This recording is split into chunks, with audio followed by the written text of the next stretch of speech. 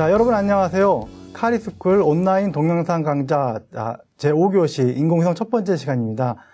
이 시간에는 인공위성이란 무엇인가, 또 인공위성이란 어떻게 생겼고, 또 인공위성이 어떻게 우주로 올라가는지, 또 그 지상에서는 인공위성을 어떻게 관제하고, 인공위성의 마지막에는 이 인공위성이 어떻게 최후를 맞이하는지에 대해서 우리 간단히 살펴보도록 하겠습니다. 자, 우리 발표 자료 시작하도록 하겠습니다. 자, 우리 인공위성에 대해서 먼저 배우기 전에, 자, 우리 태양계, 우리 우주에는 어떤 천체들이 있는지 한번 보도록 하겠습니다. 그림을 한번 보시죠. 자, 이 우주, 우리 지구 주위에는 여러 가지 천체들이 있습니다. 항성, 행성, 위성, 여러 가지 천체들이 있는데요. 자, 항성이라는 것은 이제 다른 말로 별이라고 하고요. 또 스스로 빛을 내는 천체입니다. 바로 태양이 바로 이제 항성이고요. 행성은 여러분들 잘 아시는 대로 수성, 금성, 지구, 화성, 목성, 토성, 천왕성, 해왕성, 그리고 여러 가지 소행성들이 있는데 중력의 힘으로 항성 주위, 즉 태양 주위를 도는 그런 천체들을 말합니다. 스스로 빛을 내는 것이 아니고 태양빛을 받아서 반사하는 그 천체들이 되겠죠. 그리고 위성들이 있는데요. 그 예로서 이제 지구 주위를 도는 달, 또 화성의 포보스, 또 목성에 있는 가니메데, 이오, 유로파 이런 위성들이 있고요. 또 토성에 있는 타이탄 등 이게 행성 주위를 도는 그 천체들 위성이라고 하겠습니다. 자, 그러면 인공위성이란 무엇이냐?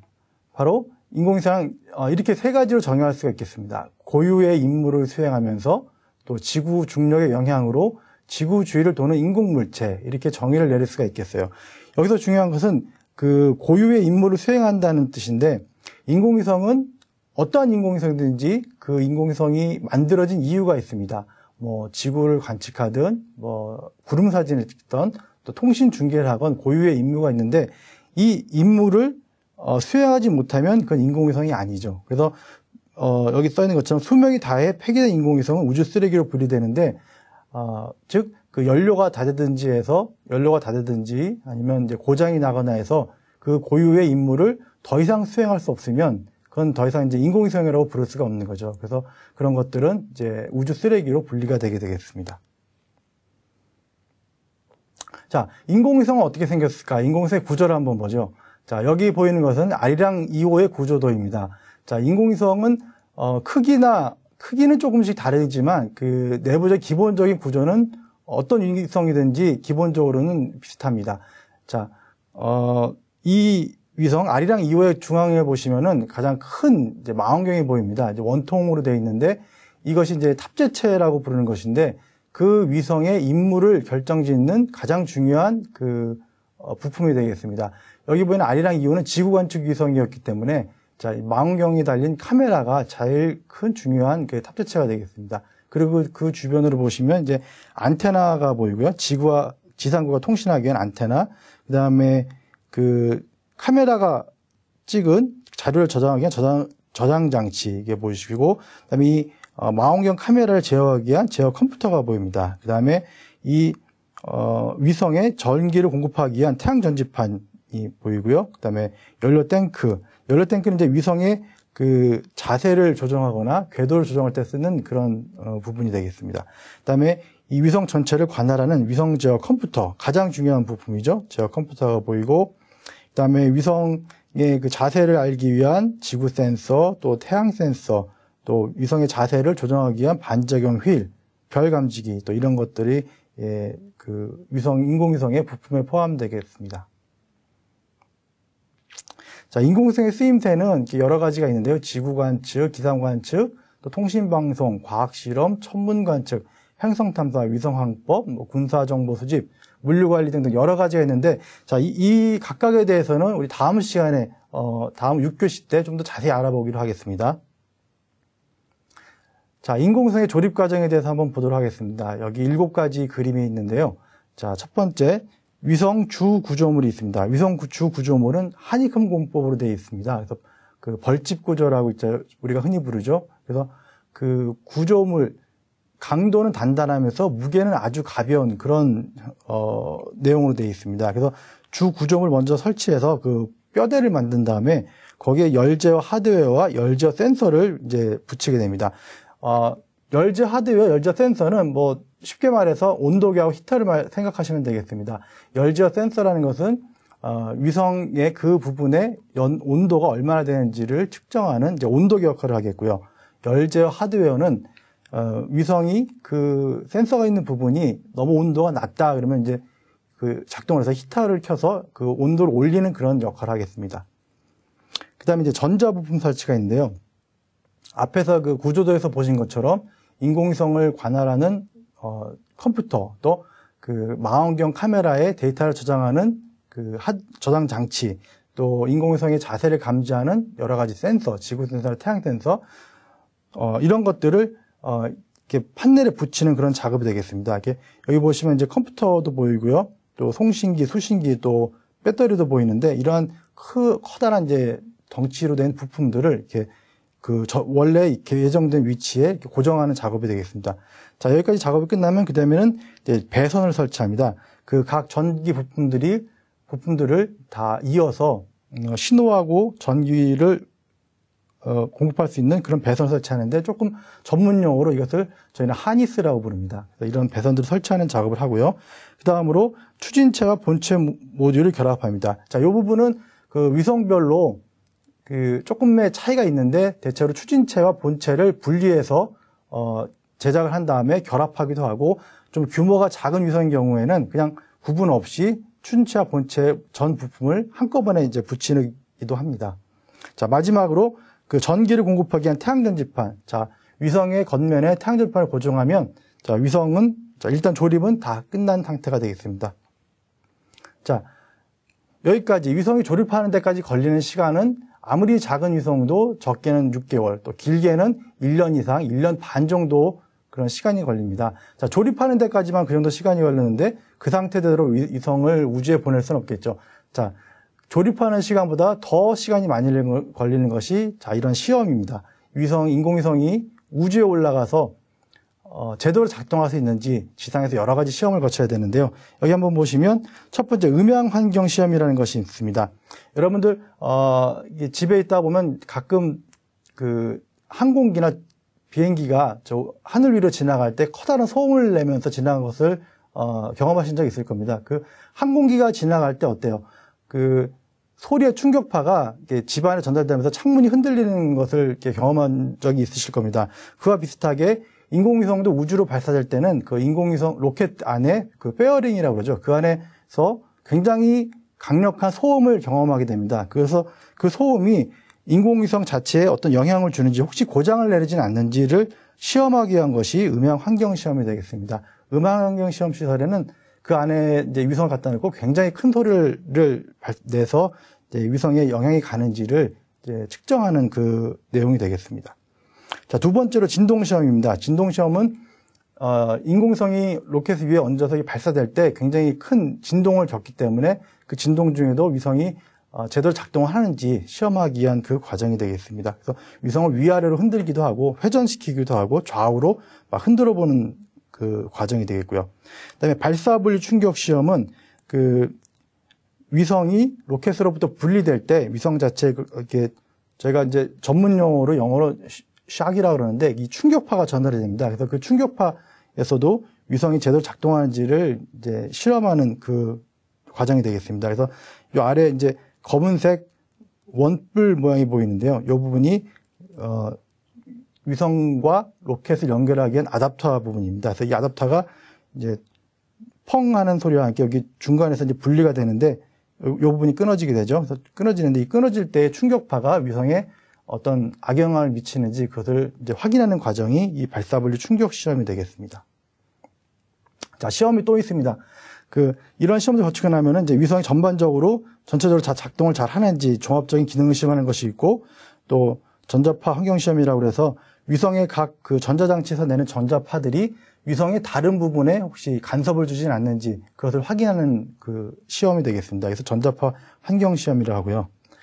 자, 여기까지 하면 시험이 다 끝났느냐? 아닙니다. 마지막으로 하나가 더 남았습니다. 열진공 시험입니다. 여기 보시면은 커다란 이제 밥그릇같이 생겼는데요. 저희들 기술자들은 열진공 챔버라고 부릅니다. 자, 이 안에 이게 뭐냐? 우주는 진공 상태죠. 그리고 우주에는 우주는 낮에 햇빛이 비치는 쪽은 영상 150도, 또 햇빛이 비치지 않는 쪽은 영하 100도 정도로 아주 극심한 온도 차이를 받는 그런 환경을 가지고 있습니다. 그래서 그 위성이 그런 극심한 그런 환경 속에 가서도 제대로 작동하는지 확인하기 위해서 마지막으로 최종 조립된 위성을 이 챔버 안에 집어넣죠. 그래서 뚜껑을 닫은 다음에 이 챔버 안에 있는 공기를 모두 뺍니다. 그래서 진공 상태로 만들어주고 다음에 이 위성을 영상 한 100도, 영하 한 100도 정도로 이렇게 데폈다가 식혔다. 그러니까 이 과정을 약 2주에서 한 달 정도를 계속합니다. 그래서 그 과정 중에서도 위성이 제대로 작동하는지 그걸 확인하는 과정이 되겠습니다. 그래서 열 진공 시험이고요. 이것이 그 위성을 조립하고 시험하는 가장 최종 단계가 되겠습니다. 그래서 이 열 진공 시험에서 위성이 아무런 이상이 없다는 것이 확인이 되어야 비로소 위성은 이제 우주로 출발할 준비를 갖추는 것이 되겠습니다. 자, 인공위성이 어떻게 우주로 올라와서 궤도를 도느냐? 자, 왼쪽 상단에 보시면 자, 그림이 하나 있죠. 어린 아이가 이제 돌에다가 줄을 매달아서 돌리고 있습니다.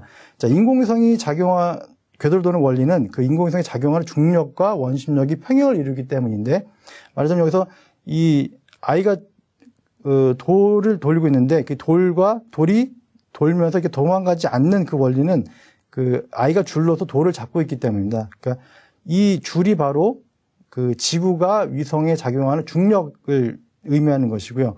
그다음에 돌이 이렇게 공이 도는면서 이제 원심력이 생겨서 그 원심력과 이 중력이 평행을 이루기 때문에 그 공이 도망가지 않는 것처럼 그 인공위성도 그 지구 중력권 내에서 이렇게 빙빙 도는 그런 궤도 운동을 하는 것이 이 원리가 되겠습니다.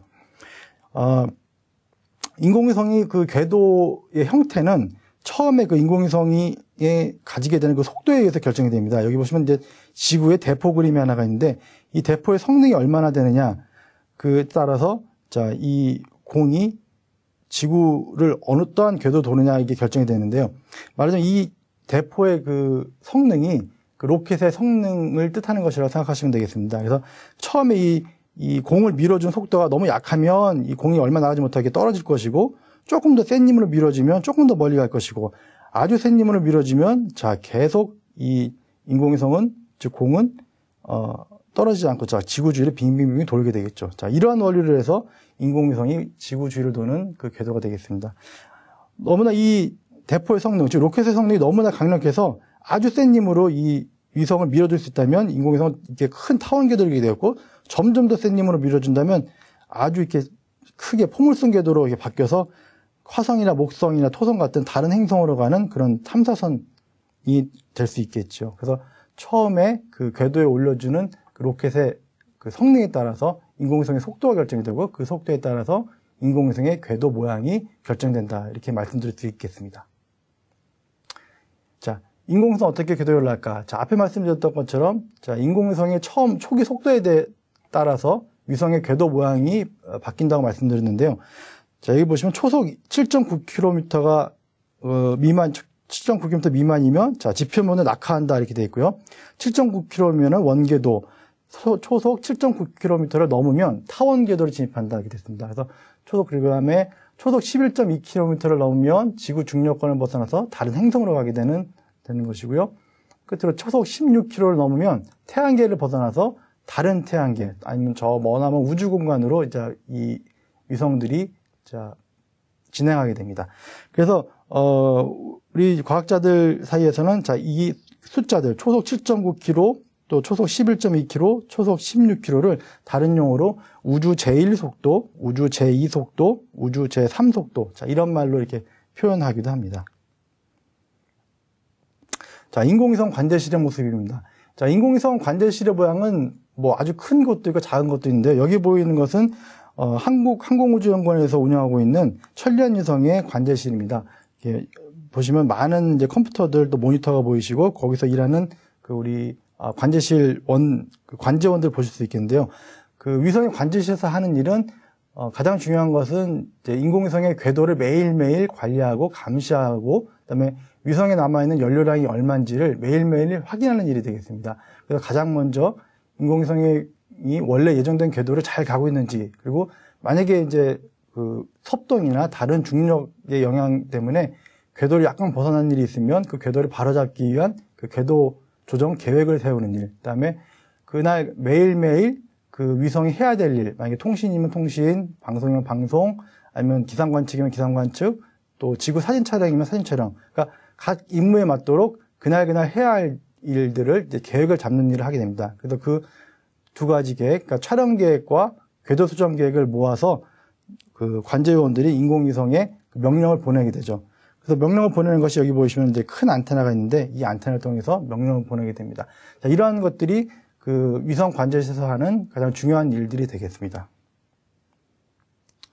자, 끝으로 수명이 다한 인공위성은 어떻게 되나요? 자, 수명이 다한 인공위성은 마지막 남은 연료를 써서 폐기 궤도로 보내거나 지구 대기권으로 재진입시켜 마찰열에 타버리게 합니다. 자, 정지 궤도처럼 지구에서 아주 멀리 떨어져 있는 위성들은 수명이 다했다고 해서 지구 쪽으로 내려보낼 수가 없습니다. 연료가 너무 많이 들기 때문이죠. 그래서 그런 위성들은 폐기 궤도라고 해서 저희도 따로 이렇게 지정한 좀 특별한 궤도가 있습니다. 그래서 그쪽 궤도로 위성을 올려보내서 다른 기존의 작동 중인 위성들한테 지장을 주지 않도록 그 수명이 다한 그 위성들을 모아놓는 곳이 있고요. 그다음에 지구 쪽에 가까이 있는 저궤도 위성들은 그 마지막 연료를 사용해서 지구 대기권으로 위성을 진입시켜서 이렇게 마찰열을 타버리게 합니다. 여기 보이시는 사진은 그 미국의 저궤도 통신위성이었던 이리둠 위성인데요. 이리둠 위성 중에서 이제 일부 위성들은 수명이 다하면서 이제 지구로 이제 재진입하게 되는데 그 장면을 이제 사진 촬영한 것입니다. 마치 그 지구 주변에 그 운석들이 지구 대기권을 들어서 타면서 그 나타나는 별똥별처럼 보이는데요.